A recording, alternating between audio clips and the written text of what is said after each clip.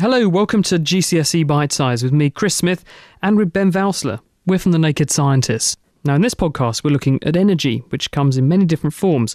But what actually is energy, Ben? Well, doing virtually anything requires converting energy from one type to another. So, for example, a car converts chemical energy into movement energy. Now, energy is one of the things in the universe that we say is conserved. That means you can't create energy or even destroy it, but you can store it or convert it into other forms. So what types of energy are there? Well, there are the types of energy that are moving or doing something, such as movement energy, which is the energy things have by moving and is called kinetic energy. Sound energy is the energy in vibrations in the air or in other substances. There's heat energy, which is the energy that makes things warm, and that's the microscopic vibrations of atoms and molecules. And there's light energy, which you can feel warming you up on a hot day, or use it to see with. You can't always see it though, as there are different types of electromagnetic radiation, such as visible light, X-rays, radio waves and microwaves. And how can we store energy? Well, essentially what you do is push an object against a force, like gravity, or against a spring or magnetism, and then you lock it there somehow. So when you release the object, it will move and release the energy that you put in to begin with. So how can you store energy using gravity? If you lift up a weight and put it on a shelf, you've stored some energy as gravitational potential energy.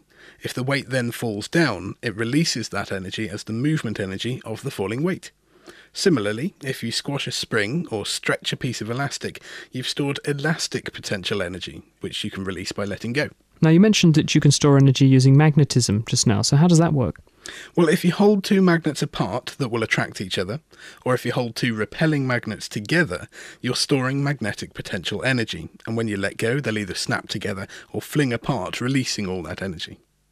In the same way, if you have a charged balloon and you hold it near an oppositely charged balloon, or squash some extra charge onto one end of an electric circuit, you're storing electrical energy, which you can release by letting go of the balloon or letting the charge flow around the circuit.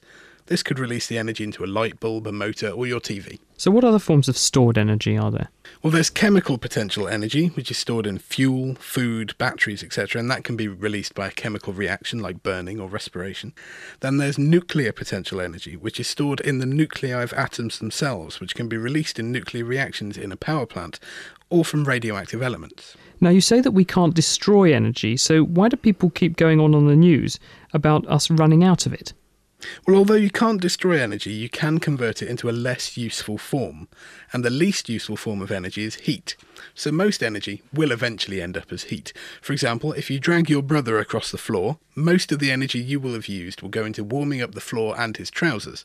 But some of the energy will go into the sound energy as he scrapes along the ground.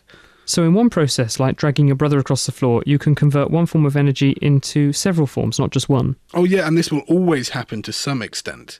In any conversion, some energy will be converted into a less useful form.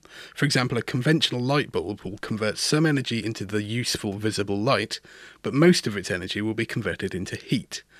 The proportion of the energy that is converted into something useful is called the efficiency. So something that's very efficient converts most of the input energy into something useful, whereas something that's inefficient wastes a lot of energy. How do you actually work out how efficient something is?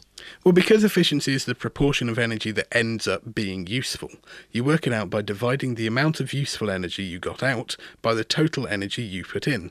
Efficiencies are normally converted into a percentage, so you can then just multiply by 100%. So if we go back to the light bulb, energy can be measured in joules. So imagine a particular light bulb is supplied with 50 joules of energy.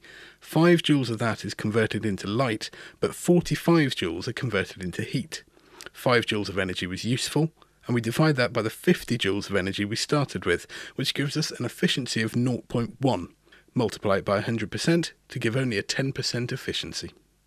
Thanks, Ben. So that's energy and how we convert it from one form to another. In part 2, we'll look in more detail at one of those forms, and that's heat.